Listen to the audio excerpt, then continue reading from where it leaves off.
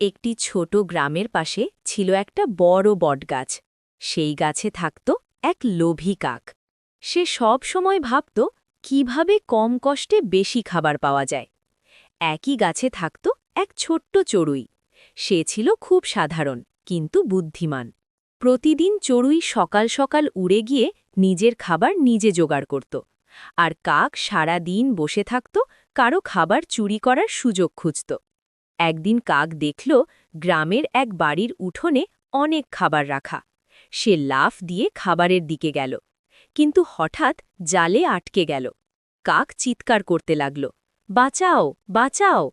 চড়ুই দূর থেকে সব দেখছিল। সে এসে শান্তভাবে বলল, লোভ করলে এমনই হয়, কিন্তু এখন ভয় না পেয়ে মাথা ঠান্ডা করো। চড়ুই কৌশলে জালের দড়ি কেটে দিল। কাক মুক্ত হয়ে গেল। কাক লজ্জায় মাথা নিচু করে বলল, আজ বুঝলাম, লোভ আমাকে অন্ধ করেছিল।